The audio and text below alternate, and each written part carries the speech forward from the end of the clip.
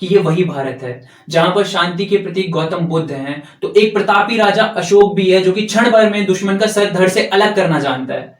तो गांधी जी कहते हैं कि भाई बात ऐसी है, ये अपना झोला वोला उठाओ तुम, और तुम्हारे यहाँ पर जितने भी भाई बंधु बसे हुए हैं सब यहां से निकलो, यानी अंग्रेजों भारत छोड़ो।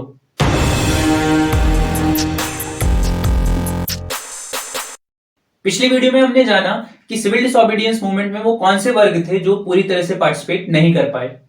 इस वीडियो में हम जानेंगे कि वो कौन सी चीजें थी जो इतने सारे आंदोलन हुए, पहले रॉलेट एक्ट, फिर नॉन कॉपरेशन, फिर सिविल डिसोबीडियंस, तो वो कौन सी चीज थी जो लोगों को इन आंदोलनों में पार्टिसिपेट करने के लिए प्रेरित करती थी। तो चलिए शुरू करते हैं। मेनली इसके दो रीजन थे। इसका पहला रीजन ये है कि हम सभी का संघर्ष ब्रिटिशर्स के ही खिलाफ था, इसलिए हम लोग एक थे। दूसरा, कुछ लोगों ने कोशिश करके हिस्ट्री के माध्यम से, फ्लैग्स के माध्यम से, फोक सॉन्ग्स के माध्यम से, फोक टेल्स के माध्यम से, इनके माध्यम से लोगों के अंदर एकता की भावना, कलेक्टिवनेस की भावना डेवलप करने की कोशिश की। तो चलिए सबसे पहले पॉपुलर प्रिंट्स, इमेजेस और प्रिंटिंग्स के बारे में समझते हैं। होता यह है कि जब आंदोलन आगे बढ़ते हैं तो लोगों को रियलाइज होता है कि यार कोई एक ऐसी चीज होनी चाहिए जिसको देखते ही लोगों के मन में राष्ट्रवाद की भावना आ जाए। तो लोगों ने माध्यम चुना चित्र को। उन्हें लगा कि चित्र एक ऐसा माध्यम हो सकता है। आप भी जानते हैं कि जब हम शब्दों में किसी बात को नहीं कह पाते हैं तो हम चित्रों का प्रयोग करते हैं। तो इसी कड़ी में जिन्होंने सबसे पहले भारत माता के चित्र को बनाया वो थे बंकिम चंद्र चटर्जी। बंकिम चंद्र चट्टोपाध्याय भी उन्हें कहते हैं।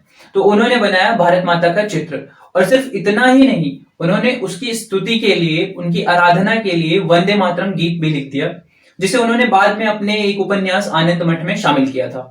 जब बंगाल में स्वदेशी आंदोलन शुरू होता है तो बंकिम चंद्र चटर्जी द्वारा बनाए गए भारत माता के चित्र का काफी प्रयोग किया जाता है, और तो और उनके द्वारा लिखी गई वंदे मातरम गीत का भी प्रयोग किया जाता है। और अवनींद्रनाथ टैगोर जी भारत माता का एक और चित्र बनाते हैं जिसमें भारत माता को बहुत ही काम, कंपोज और डिवाइन के रूप में दिखाया गया है। हमारी बुक में दो और चित्र भी मिल जाते हैं। एक है बाल गंगाधर तिलक जी का, जिसमें उनकी फोटो के चारों किनारों पर अलग अलग धर्म के सिंबल्स दिखाए गए हैं जो कि धार्मिक एकता की पहचान है। इसके अलावा नेहरू जी की फोटो है जिसमें उन्होंने एक किताब ले रखी है जो कि उन्होंने हार्ट से लगा रखा है, जिस पर भारत माता की तस्वीर बनी हुई है।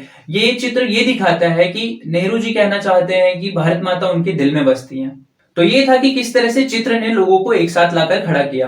अब बात करते हैं आइकन्स, सिंबल्स और फ्लैग्स की। तो जो सबसे पहला झंडा हमारे देश का बनाया गया वो बनाया गया स्वदेशी मूवमेंट के दौरान।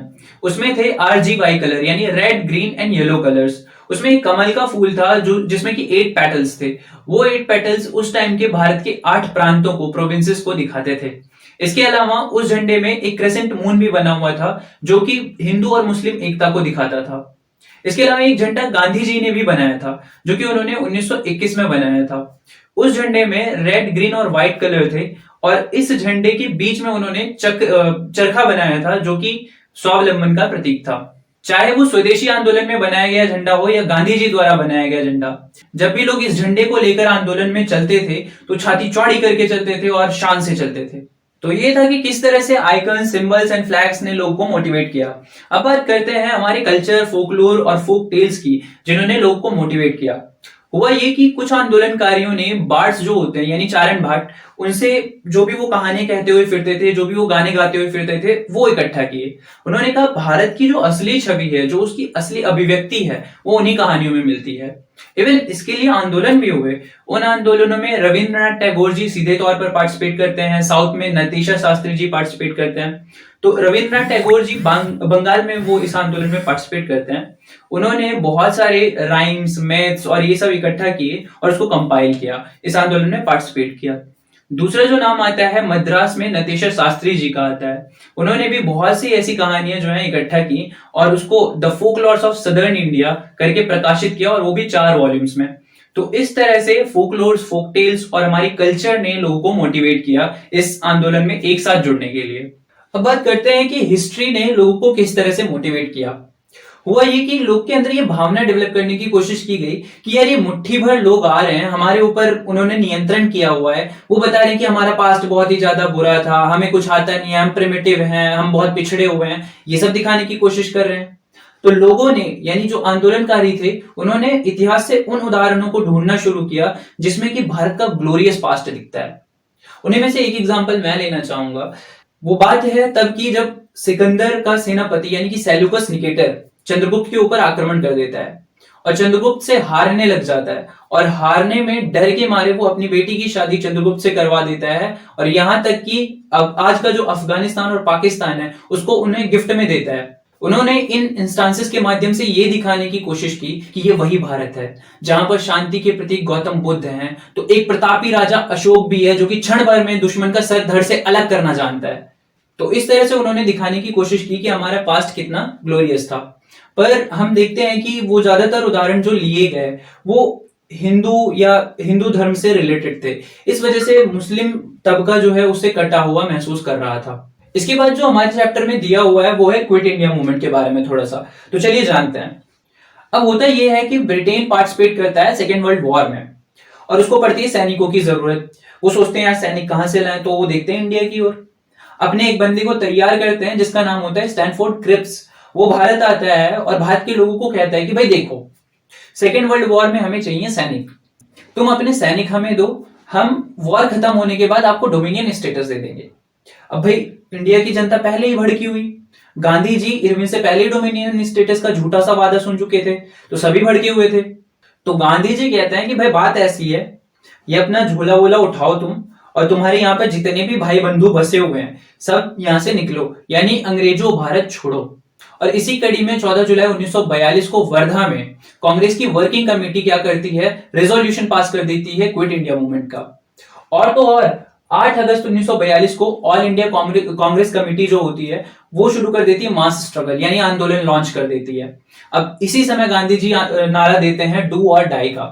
अब आप लोग सोच रहे होंगे कि जैसे हमने सभी आंदोलन में पढ़ा, इस आंदोलन में किन किन लोगों ने पार्टिसिपेट किया, कैसे किया। यहां तो भाई पूछने की जरूरत नहीं है, सबके सब भरे पड़े हैं, यानी कि 200 साल से ये लोग हमारी छाती पे रहकर मूंग दल रहे हैं और ये लोग भाग नहीं रहे हैं, तो लोग पक चुके थे बिल्कुल ही इनसे। तो उन्होंने कहा अब कुछ नहीं, अब सभी ने पार्टिसिपेट किया इस बार। अब यह आंदोलन इतना तगड़ा बन चुका था कि इसको दबाने में भी उन्हें 1 साल का टाइम लगा। बात करते हैं इसमें जो कुछ प्रमुख लीडर्स थे उनकी। मेल लीडर्स में जैसे जयप्रकाश नारायण, अरुणा आसिफ अली और राम मनोहर लोहिया। उसके बाद विमेंस में अगर हम बात करें तो मातंगिनी हाजरा जो कि बंगाल से, उसके बाद कनकलता बरुआ असम से और रामा देवी ओडिशा से। तो ये था कि किस तरह से क्विट इंडिया मूवमेंट आगे बढ़ा और लोगों ने उसको कैसे लिया। अब बात करते हैं इस पूरे वीडियो में जो हमने समझाया उसको एक शॉर्ट में रिकैप कर लेते हैं। तो सेंस ऑफ कलेक्टिव बिलोंगिंगनेस से हमने शुरू किया था, जिसमें हमने देखा था हिस्ट्री ने, फोक सॉन्ग्स ने, फोक टेल्स ने, इन सब ने बहुत ज्यादा भूमिका निभाई। जिसमें सबसे पहले हमने शुरू किया था इमेजेस से, क्योंकि हमें पता है जो चीजें शब्द नहीं बयां कर पाती वो इमेजेस कर देती हैं। तो सबसे पहले भारत माता के चित्र के बारे में हमने बात की थी, इसमें बंकिम चंद्र चटर्जी जी सबसे पहले बनाते हैं, फिर तो स्वदेशी मूवमेंट में अवनींद्रनाथ टैगोर जी भी बनाते हैं, और फिर हमने देखा था कि किस तरह से बाल गंगाधर तिलक और नेहरू उस चित्र के माध्यम से ही राष्ट्रवाद को दिखाते हैं। फिर हमने फ्लैग के बारे में बात की थी। पहले हमने स्वदेशी फ्लैग के बारे में देखा जिसमें कमल का फूल था, 8 पेटल्स, प्रोविंसेस।